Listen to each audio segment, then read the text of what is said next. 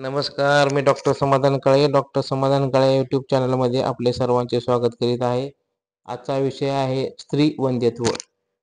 ज्या स्त्रियांमध्ये गर्भधारणा होत नाही अशा स्त्रीला वांझ किंवा वांद्य स्त्री असे म्हटले जाते. अति थंडपणा आणि वंध्यत्व यामध्ये फरक आहे. संभोगामध्ये भाग घेण्याची इच्छा नसणे याला अति थंडपणा असे म्हटले जाते. वंध्यत्व का असते हे माहीत करून घेण्यापूर्वी गर्भधारणा कशी होते हे समजावून घेणे आवश्यक आहे. संभोग क्रियेमध्ये पुरुषाचे वीर्य स्त्रीच्या योनीमध्ये सोडले जाते. त्याच वेळेस योनीतून अल्कली गुणधर्माचा द्रव पातळतो.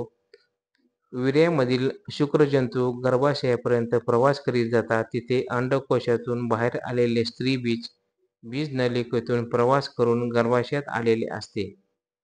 अल्कली गुणधर्माचा द्रव पदार्थ माध्यमामधून म्हणून उपलब्ध असतो, तर स्त्री बीज आणि पुरुष बीज याचे मिलन होऊन गर्भधारणा होते.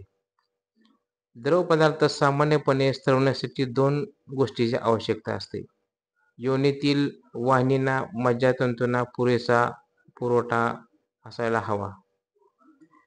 ज्या स्त्रियांमध्ये मानसिक ताण जास्त असतो त्यांच्यामध्ये गर्भधारणा न होण्याचे कारण ताण हे महत्त्वाचे कारण आहे.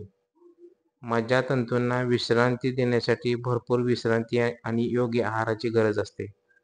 दुसरी गोष्ट म्हणजे योनी मार्गातील द्रव पदार्थ अल्कली गुणधर्माचा असणे आवश्यक आहे. तसा नसेल तर शुक्रजंतूचा आम्ल माध्यमामध्ये नाश होतो किंवा योनी पटल जाड असू शकते.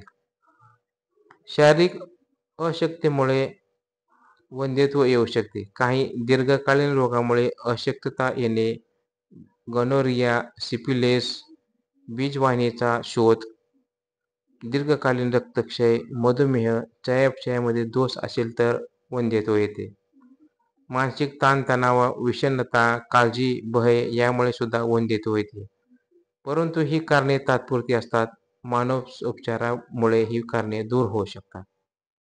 यावर उपचार काय तर शारीरिक दोष शस्त्रक्रियेने दूर करतात.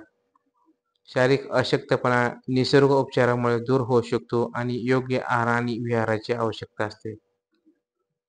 शरीरातील दूषित पदार्थ बाहेर काढण्याचा सर्वात उत्तम मार्ग म्हणजे लंघन.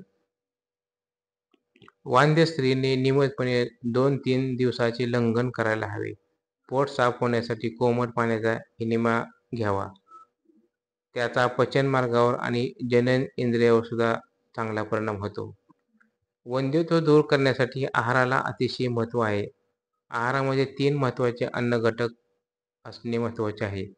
बिया, कवच, फळे आणि धान्य, भाज्या आणि फळे. यासोबत दूध, वनस्पती तेल, मध हे पदार्थही आवश्यक आहेत. दही आणि पनीर द्यावे.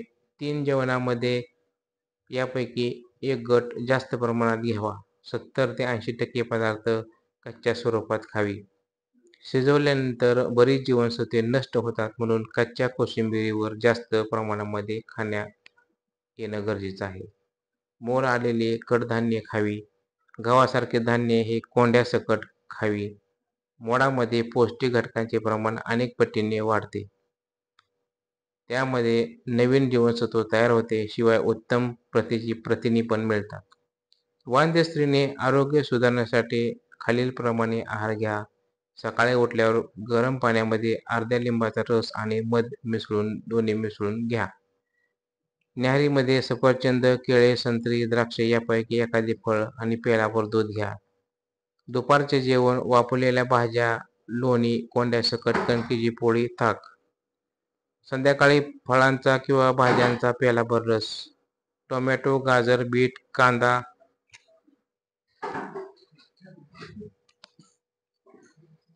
याची कोशिंबीर, मोड आलेले मूग. रात्री झोपताना पेल्याभर दूध किंवा एक सफरचंद. तूप, मसालेदार पदार्थ, चहा, कॉफी, साखर, मैद्याचे पदार्थ, रिफाईंड धान्ये, तळलेले पदार्थ खाऊ नये. क, ई जीवनसत्वे आणि झिंक यामुळे वंध्यत्व दूर करण्यासाठी अत्यंत उपयुक्त आहे. क जीवनसत्व 1000 मिलीग्रॅम, ई जीवनसत्व 100 युनिट आणि झिंक 30 मिलीग्रॅम घ्यावे. वंध्यत्वासाठी काही घरगुती उपाय करणे गरजेचं आहे. यापैकी वडाची मुळे अत्यंत गुणकारी आहेत. वडाची कोवळी मुळे सावलीमध्ये वाळावी. मग त्याची पूड करून 1 भाग पावडरच्या वजनाचा 5 पट दूध घ्यावे. मासिक पाळीनंतर 5व्या दिवसापासून सलग 3 रात्री दुधामध्ये पूड टाकून घ्यावी. जांभळाच्या कोवळ्या पानांचा काढा मध किंवा ताकात घ्या. अंडकोश किंवा गर्भाशय यांच्या आवरणाची अकार्यक्षमता याने दूर होते. जांभळाच्या पानामुळे प्रोजेस्टेरॉन हार्मोनला चांगली चालना मिळते.